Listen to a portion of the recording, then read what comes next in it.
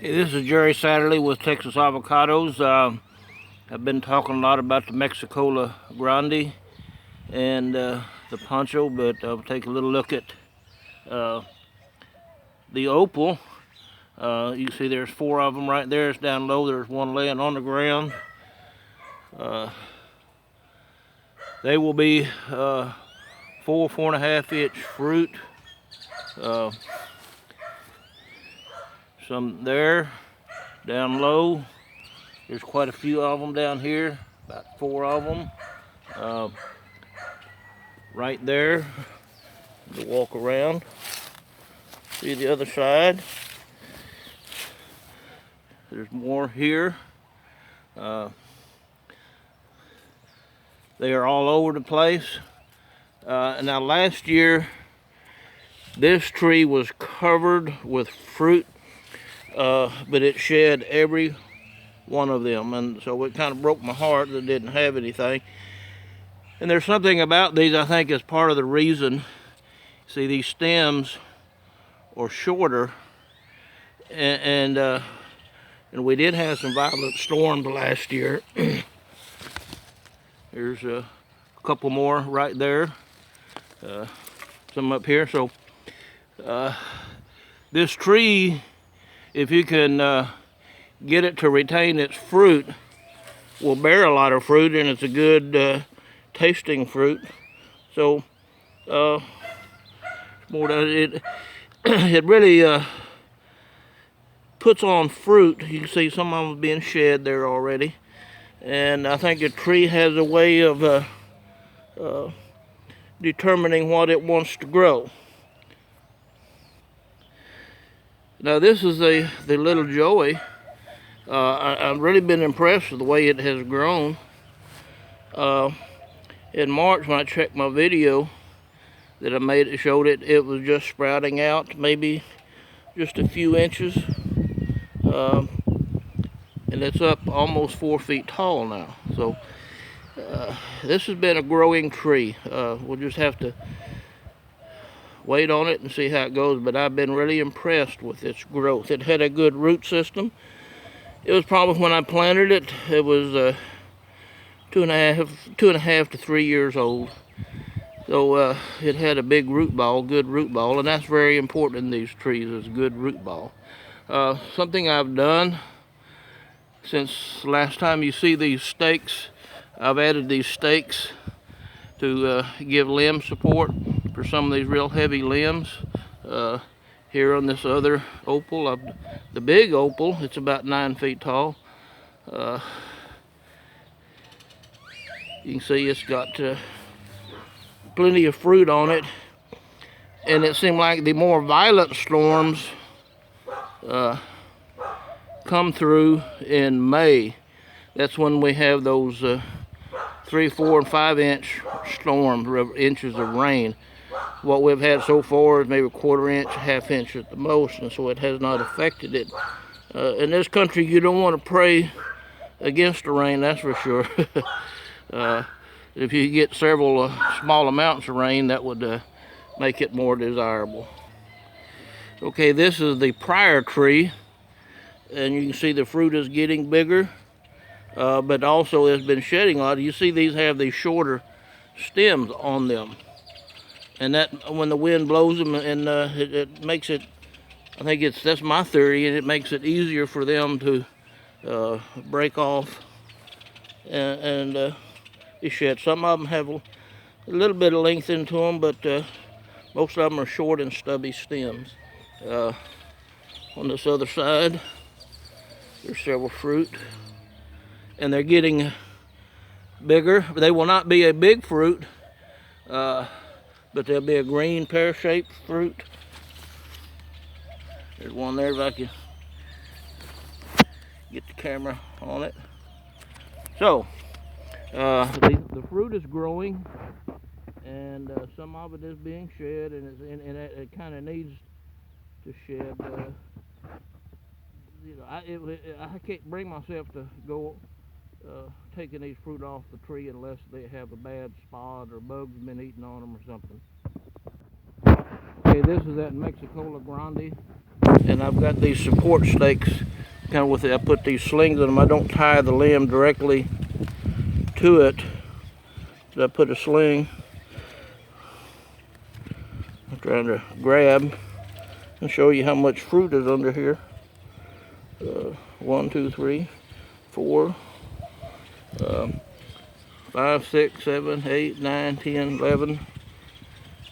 Well, there's a lot of fruit on these limbs over here. Again, there's some fruit. Some of them are kind of hidden in the leaves.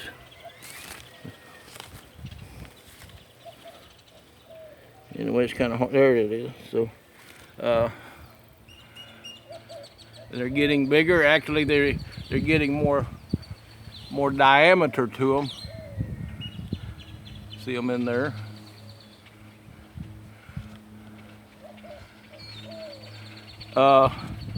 I'm guessing that this tree at the present time has well over 100 fruit on it. Last year it yielded 7, and it was quite a bit smaller.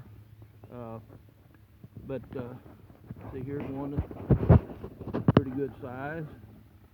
So things are growing, but the truth will all be told in come 1st of July. When we get through this May and June period and see what we have left. This is kind of still a new experience for me. I'm learning every day. I'm not an expert, I'm just acquiring knowledge. See, here's more.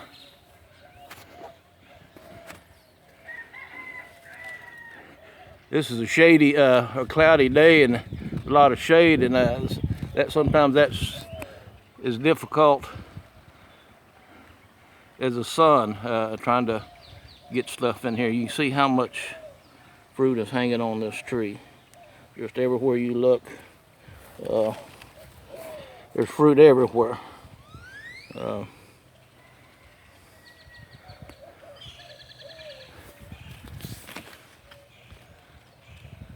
So anyway, I'm excited about having a good crop of fruit. And I mean, it's to me, it's exciting to see this much fruit. Knowing that I'm going to lose probably at least half of it through May and June. There we go. So, you see how I've staked it out. I don't want the fruit on the ground. And I probably still need to put some more stakes up there. You see, there's still more. I mean, everywhere I look on this tree, I see fruit. So it gives me quite a sense of excitement and anticipation. God has been good to me. He's blessed me. There's something I want to show you, how these limbs, as they bow down and expose the middle, it's growing all these new leaves to kind of cover up this middle, and it's creating a new vertical. Because a lot of these vertical limbs, like here, are bowed down with fruit. Well, it's growing new vertical limbs, and it's going up at least 10. That big tree over there, I'm estimating safely at the one behind the lemon tree up against the patio was 9 foot. That one is that's an opal. It's 8 foot. So these trees are definitely growing. All this new growth you can see. And people have asked me questions about watering. I water about twice a week, and I fertilize once a month moderately. I don't put I don't put the full dosage. I put about half, and then I come back and put another half of the dosage on about a month later. My Don Juan tree has done quite well, but it kind of quit growing, and now it's starting to grow, put on new growth. But after the freeze, it put on all new leaves, shed all the old leaves, and it's been sitting here. And I'm told that when they kind of go into a sleep mode, what they're doing is putting on a new root system. This is my chili patines. I have a bunch of them that I put in pots. These were all sprouted this winter, and so I've kind of got them everywhere. And my bigger ones came out. They were frozen down. See how this one has come back? It was frozen to the dirt level, so was that one. And they're coming back, but I've sprouted a bunch of them, and I'll have plenty of chili patines. So a lot of interesting things here for me. My super seedling, it's up 9 feet, and it's putting on new leaves. It's still just skinny and gangly, but it is putting on leaves. You can see at the bottom down there and up through the kind of the middle sections. I clipped the top out of it just like a couple of inches, and that's the way I was told that you do it. Don't whack it off several feet. Just clip that little stem coming out with, you know, just a couple inches, and it's starting to spread out. These limbs, these lateral limbs are getting so long that they're sagging. That one there, I've got it tied up. It would hang straight down, it's so long. So it's interesting to see what these things are doing. So a lot of stuff here for me, and I just enjoy these things. When I worked for a living, I never had time to do stuff. I was chained to a job, always work. That's all I knew. And when I come home, I was tired, didn't have time, didn't want to think about anything else. So this is a joey tree that I'm working on and getting it up. I'll probably plant it this fall. It survived the winter and it did real well. So I've got several trees I'm going to plant in the fall as soon as the heat dies down and the fall kind of makes a transition into cooler weather.